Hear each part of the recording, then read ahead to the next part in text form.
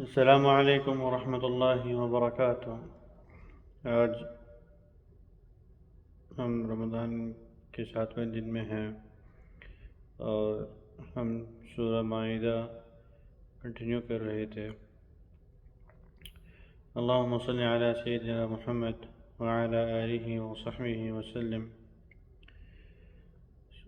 7ویں جز کے سٹارٹنگ میں اللہ تعالیٰ ان لوگوں کا ذکر کرتے ہیں نجاشی کا، اور جب جعفر رضی اللہ عنہ نے سورہ مریم کی کچھ آیتیں تلاوت کی تھی تو وہ رو پڑے تھے، تو اللہ تعالیٰ نے جز کا سٹارٹ وہاں سے کیا ہے۔ پھر اللہ تعالیٰ نے آگے یہ بتایا کہ اللہ تعالیٰ نے جو حلال کیا ہے اس کو حلال رہنے دو، جو حرام ہے وہ حرام ہے، آپ لوگ کیا کہتے ہیں حد سے زیادہ نہ بڑھو۔ تو کچھ تھے مسلمانوں میں سے، جو مومنوں میں سے، جو حد سے زیادہ کی کوشش کر رہے تھے عبادت میں، تو اللہ تعالیٰ نے کہا کہ جو ہے جتنا ہے اس کو اتنا ہی رہنے دو۔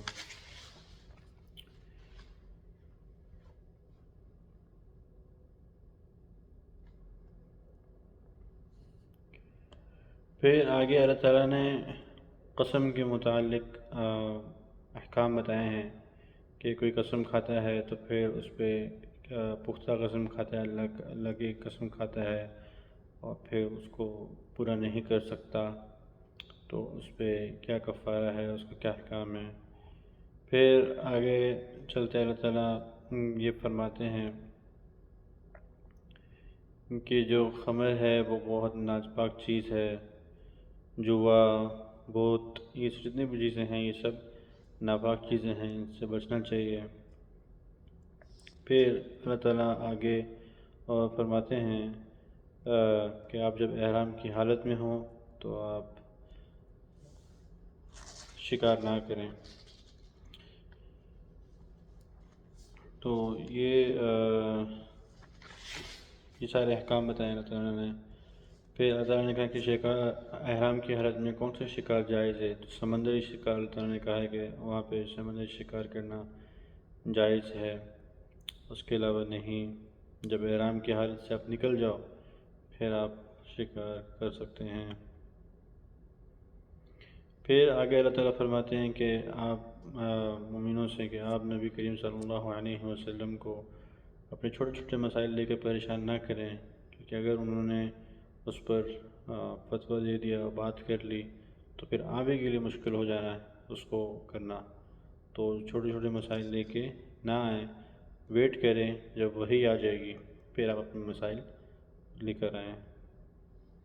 تو یہ ترغیب دی، اس میں کافی سارے لیسنز ہیں، سبق ہم لے سکتے ہیں۔ بعض دفعہ ایسا ہوتا ہے کہ ہم خاص طور پہ طلباء کے ساتھ ہوتا ہے کہ استاد کے مکمل کرنے سے پہلے ہی طلباء جو ہوتے ہیں سوال کرنا شروع کر دیتے ہیں، تو جب استاد چیپٹر پڑھا لیتے ہیں یا کچھ سبق پڑھا لیتے ہیں تو ہی اس میں سارے جواب ہوتے ہیں۔ تو ہمیں ویٹ کرنا چاہیے کہ ہم پہلے سن لیں پوری بات، انتظار کر لیں کہ جو بھی اسپیکر ہے وہ پوری بات کر لے، اس کے بعد ہم پھر سوال کریں جس کے متعلق بھی ہوں۔ پھر آگے اللہ تعالیٰ نے عیسیٰ علیہ السلام کے اوپر جو نعمتیں اللہ تعالیٰ نے نوازی ہیں معجزات کے ساتھ، ان کا ذکر کیا ہے اس صورت میں۔ پھر آگے اللہ تعالیٰ نے عیسیٰ علیہ السلام کے جو ایمان لے کر آئے تھے عیسیٰ علیہ السلام پہ، ان لوگوں کا واقعہ ذکر کیا ہے کہ انہوں نے عیسیٰ علیہ السلام سے طلب یہ تھی کہ آپ اللہ تعالیٰ سے کہیں کہ اللہ تعالیٰ ایک دسترخوان آسمان سے بھیجے ہمارے لیے ایز اے خوشی کا دن۔ تو پھر اللہ تعالیٰ نے وہ بات سنی تھی، لیکن وہ لوگ پھر بھی باز نہیں آئے تھے۔ تو پھر اللہ تعالیٰ نے اس سٹوری کے بارے میں بھی ذکر کیا ہے۔ اسی کے ساتھ سورہ مائدہ ختم ہوتی ہے۔ پھر اللہ تعالیٰ نے سورۃ الانعام کا ذکر فرمایا۔ سورۃ الانعام جو ہے یہ مکی صورت ہے، اور یہ صورت تمام ارد گرد وحدانیت کے اوپر، اللہ تعالیٰ کی وحدانیت پہ ہے، اور دعوت کس طرح ہے اور اللہ تعالیٰ کے انعامات ہیں۔ پھر اس سورہ کے اندر ابراہیم علیہ السلام اور ان کے والد کا قصہ ہے، اور اسی کے ارد گرد یہ صورت ہے۔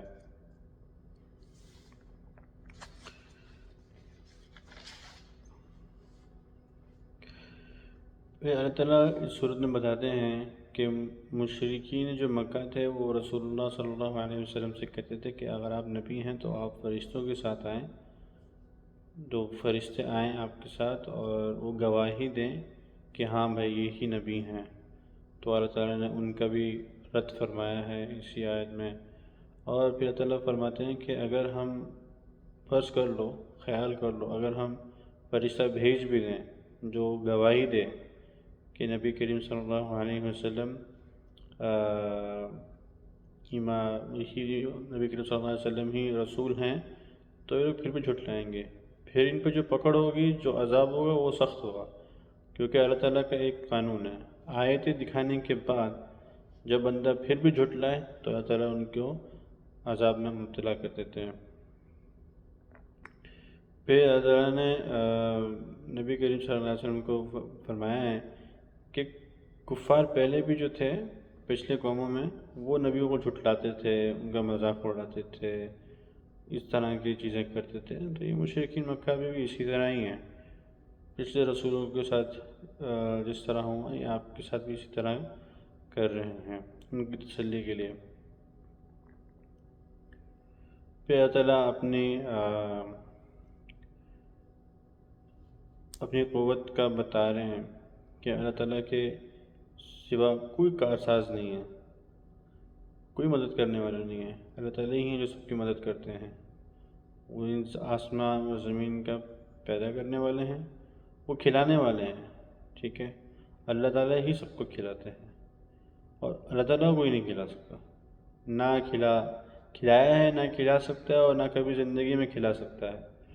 تو اللہ تعالیٰ ہی ہیں جو پورے کائنات کی پرورش کر رہے ہیں اور ان پورے کائنات کو کھلا رہے ہیں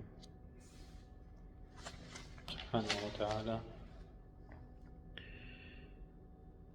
پھر مشرکین مکہ کہتے تھے کہ اسی طرح کہ آپ کے پاس کوئی گواہ نہیں ہے، کیونکہ کوئی مان نہیں رہا آپ کی بات، اور ہمیں یقین نہیں آ رہا آپ کے اوپر، کیونکہ یہود و نصارہ بھی کہتے ہیں کہ آپ کے اوپر آپ کی بات صحیح نہیں ہے ان کے نزدیک۔ تو ہم کسی کو دیکھتے نہیں ہیں، مشرکین مکہ کا یہ تھا کہ ہم کسی کو نہیں دیکھتے کہ وہ آپ کی بات مان رہے ہیں اور آپ کو تصدیق کر رہے ہیں، اور نہ ہی یہود و نصارہ میں سے کوئی آپ کی بات مانتا ہے، آپ کو رسول ماننے کو بھی تیار ہے، تو ہمارے لیے کوئی گواہ لے کر آئیں۔ تو اللہ تعالیٰ کہتے ہیں کہ قل اللہ شہید بینی و بینکم، اللہ ہی گواہ ہے اس میرے رسول صلی اللہ علیہ وسلم کی رسالت کا۔ تو اللہ تعالیٰ نے پھر ان مشرکین مکہ کو بھی رد کیا، جواب دیا۔ پھر مشرکین مکہ میں سے کے بارے میں اکثر رد ہیں اس صورت کے اندر، کیونکہ یہ مکی صورت ہے۔ اللہ تعالیٰ فرماتے ہیں کہ ان کے دل میں پردے ڈلے ہوئے ہیں، یہ بات جو ہے یہ سمجھ ہی نہیں سکتے، وحدانیت کی بات ہے سمجھ نہیں سکتے، یہ بس آرگیو کریں گے، بحث میں لگ جائیں گے، لیکن جو مقصود ہے وہاں تک یہ نہیں پہنچ پائیں گے، کیونکہ ان کا دل ہی بند رکھا ہوا ہے، ان کے دل کے اوپر ہی پردہ ڈلا ہوا ہے کہ حقیقت نہیں دیکھ سکتے، دیکھ تو رہے ہیں فزیکلی آنکھوں سے، لیکن ان کو حقیقت نظر نہیں آ رہی، سن رہے ہیں لیکن ان کو حقیقت نظر نہیں آ رہی۔ پھر اللہ تعالیٰ فرماتے ہیں کہ جب یہ آگ کے اوپر کھڑے ہوں گے تو پھر یہ تمنائیں کریں گے کہ ہمیں مان لینی چاہیے تھی بات، ہمیں واپس لوٹا دو، ہم ایمان لے آئیں گے۔ اللہ فرماتے ہیں پھر بھی نہیں لے کے آئیں گے ایمان، اتنی حد درمی پہ اتر آئے ہیں۔ پھر اللہ تعالیٰ نے یہ بھی فرمایا ہے قرآن کے اندر کہ ابو جہل سے پوچھا گیا تھا کہ کیا رسول اللہ صلی اللہ علیہ وسلم سچ ہیں، سچ بولتے ہیں؟ تو انہوں نے کہا میں نے تو کبھی ان کو جھوٹ بولتے ہوئے نہیں دیکھا، بول تو سچ رہے ہیں لیکن ان کی ہٹ درمی تھی جو ان کو روکے جا رہی تھی رسول اللہ صلی اللہ علیہ وسلم پر ایمان لانے پہ۔ پھر آگے اللہ تعالیٰ نے ان مشرکین مکہ کے جو مثال دی ہے وہ مردے کی مثال دی ہے۔ جس طرح مردے کو آپ بولتے رہو بولتے رہو بولتے رہو وہ نہیں سن سکتا، کیونکہ وہ الائف ہی نہیں ہے ان کا، اس کا دل چل ہی نہیں رہا، تو وہ سنے گا کیسے؟ اس طرح اللہ تعالیٰ نے ان مشرکین مکہ کی مثال دی ہے کہ یہ مردے جیسے ہیں، آپ ان کو بولتے رہے بولتے رہے بولتے رہے، یہ نہیں سنیں گے، ان کا دل ہی جو ہے وہ بند پڑا ہے، تو یہ کس طرح آپ کی بات کو سنیں گے؟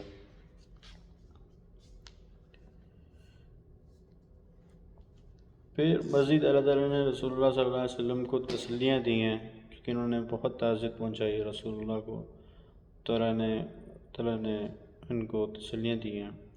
پھر آگے اللہ تعالیٰ فرماتے ہیں جو شخص بھول جاتا ہے اللہ تعالیٰ کے ذکر کو دنیا کے اندر، اللہ تعالیٰ کی یاد کو، اپنے زندگی کا مقصود کو، تو اللہ تعالیٰ کیا کرتے ہیں ایسے بندے کے ساتھ؟ ایسے بندے کے ساتھ اللہ تعالیٰ ان کو دنیا میں اس کو جو چاہیے ہوتا ہے نا، جو اس کے ڈیزائر تھنگ ہوتی ہے دنیا میں، اللہ تعالیٰ وہ اس کو ملا دیتے ہیں اور اس کو بڑھا دیتے ہیں اور اس کو اسی میں مبتلا رکھتے ہیں۔ جب وہ بندہ خوب اس میں مبتلا ہو جاتا ہے نا فلی، تو اللہ تعالیٰ کی پکڑ آتی ہے پھر اس کے اوپر، اور پھر جب اللہ تعالیٰ کی پکڑ آتی ہے تو پھر اللہ تعالیٰ ہی اسی سے نکال سکتے ہیں۔ تو یہ ایک لیسن ہے کہ ہمیں اللہ تعالیٰ کی یاد سے نہیں نکلنا چاہیے، چاہے آپ کاروبار کریں، آپ کوئی ملٹی نیشنل کمپنی میں جاب کریں، کچھ بھی کریں، لیکن اللہ تعالیٰ کی یاد آپ کے دل میں بسنی چاہیے۔ تو اللہ تعالیٰ اس اچانک سے کسی بلا میں مبتلا کر دینا اور کسی پکڑ لینا، اس سے بچائے، کیونکہ اللہ تعالیٰ کی جب اچانک پکڑ آتی ہے تو اس کا مطلب ہوتا ہے کہ کچھ نہ کچھ غلطی تھی ہماری جو ہمیں ریئلائز نہیں ہو رہا۔ تو سب سے بہتر ہے کہ ہمیشہ توبہ میں لگے رہیں، توبہ کا اہتمام کرے بندہ۔ انسان سے بہت غلطیاں ہوتی ہیں، کچھ جانے میں ہوتی ہے، کچھ انجانے میں ہوتی ہیں۔ اگر وہ توبہ میں لگا رہے گا تو انشاءاللہ اس طرح کے سچویشن سے بچتا رہے گا۔ پھر آگے اور مشرکین مکہ جس طرح کے تھے وہ رسول اللہ صلی اللہ علیہ وسلم سے کہتے تھے کہ آپ کے پاس جو کمزور مسلمان ہیں جیسے کہ بلال رضی اللہ عنہ کے بارے میں، تو آپ ان کو دعوت دیتے رہتے ہیں، ہم تو ان کے ساتھ ہمارے ساتھ تو کوئی میل نہیں بیٹھتا، تو آپ ان کو دعوت دینا چھوڑ دیں تو ہم ایمان نہیں آئیں گے۔ تو اللہ تعالیٰ نے ان کا بھی رد کیا ہے کہ آپ ان مسلمانوں کو مومنوں کو دور نہ کریں جو اپنے رب کو صبح شام یاد کرتے رہتے ہیں۔ تو ان مسلمانوں کے لیے کیا کہتے ہیں، سردار جو تھے مکہ کے، ان کے لیے نہ چھوڑیں۔ اور پھر آگے اللہ تعالیٰ نے سلام کرنا بھی سکھایا ہے کہ نبی کریم صلی اللہ علیہ وسلم ان مومنوں پر سلام بھیجا کرتے تھے، جب بھی ان سے ملاقات ہوتی تو سلام کرتے تھے ان کو سامنے سے۔ حالانکہ نبی کریم صلی اللہ علیہ وسلم وہ ان مسلمانوں کو سلام کرتے تھے، تو یہ تو ہمارے لیے سیکھ ہے۔ آج تو ہم ایک دوسرے کو دیکھ کے سلام بھی نہیں کرتے، سوچتے بھی نہیں کہ سلام کریں نہیں کریں، ہم تو یہ ویٹ کرتے ہیں وہ بندہ سلام کرے تو میں پھر سلام کروں گا، وہ نہیں کر رہا تو پھر میں کیوں کروں۔ اس طرح کے ہمارے اندر خیالات آتے ہیں۔ نبی کریم صلی اللہ علیہ وسلم سید الخلق، کتنی بڑی شخصیت ہے، تو نبی کریم صلی اللہ علیہ وسلم ان مومنوں کو سلام کر رہے ہیں، تو یہ بڑی سیکھ ہے ہمارے لیے، اور آنکھیں کھولنے والی بات ہے کہ ہم کہاں ہیں اور قرآن کی تعلیمات کہاں ہیں۔ پھر آگے اللہ تعالیٰ فرماتے ہیں کہ کوئی شخص اگر لا علمی کی وجہ سے کوئی بھی ایسا کام کر لے جو گناہ ہو، تو پھر اللہ تعالیٰ کی مغفرت کھلی ہوئی ہے اس کے لیے۔ وہ اگر توبہ کرے تو اللہ تعالیٰ اس کی توبہ قبول کر لیں گے، ان کو معاف کر دیں گے، بشرطے یہ کہ توبہ صحیح توبہ ہو، حقیقی توبہ ہو۔ پھر اللہ تعالیٰ فرماتے ہیں کہ غیب کا سارا علم اللہ تعالیٰ کے پاس ہی ہے اور کسی کے پاس غیب کا علم نہیں ہے۔ کوئی شخص اگر یہ دعویٰ کرتا ہے کہ کل یہ ہو جائے گا آپ کے ساتھ، آپ کا فیوچر یہ ہے، آپ کا فیوچر یہ ہے، وہ پریڈکٹ کر سکتا ہے، لیکن وہ حقیقت طور پہ دعویٰ نہیں کر سکتا، 100% بتا نہیں سکتا کہ یہی چیز آپ کے ساتھ ہونی ہے فیوچر میں، یا یہی چیز ہونی ہے، جو بھی ہونا ہے۔ تو ایسے لوگوں کی باتوں میں مبتلا نہ ہوں، کیونکہ حقیقت میں جو بھی فائدہ یا جو بھی نقصان ہے آپ کا، وہ سب اللہ تعالیٰ کے ہاتھ میں ہی ہے۔ پھر اللہ تعالیٰ فرماتے ہیں کہ کس طرح انسان کو نیند آتی ہے۔ انسان کی جو نیند ہوتی ہے، اس میں اللہ تعالیٰ کی جو انسان کی جو روح ہوتی ہے اللہ تعالیٰ کے پاس ہوتی ہے۔ اللہ تعالیٰ کو پتہ ہوتا ہے کہ انہوں نے دن میں کیا کیا، کیا عمل کیا، کیا نہیں کیا، اور پھر اللہ تعالیٰ یہ روح لوٹا دیتے ہیں واپس انسان کو، تاکہ وہ اپنے مدت گزار سکے، جتنی بھی اس کی مدت دنیا میں لکھی ہے۔ پھر اللہ تعالیٰ فرماتے ہیں کہ اللہ تعالیٰ نے انسان کے اوپر فرشتے رکھے ہوئے ہیں جو ان کے اعمال لکھتے رہتے ہیں۔ جب انسان کا وقت آتا ہے تو پھر فرشتہ ان کو اللہ تعالیٰ کے پاس لے جاتا ہے۔ پھر اللہ تعالیٰ آگے بھی فرماتے ہیں کہ اللہ تعالیٰ قادر ہیں ہر طرف سے انسان کو عذاب میں مبتلا کرنے کے لیے۔ قادر ہیں اللہ تعالیٰ کے اندر، اللہ تعالیٰ اپنے بندوں پر اس چیز پر قادر ہیں۔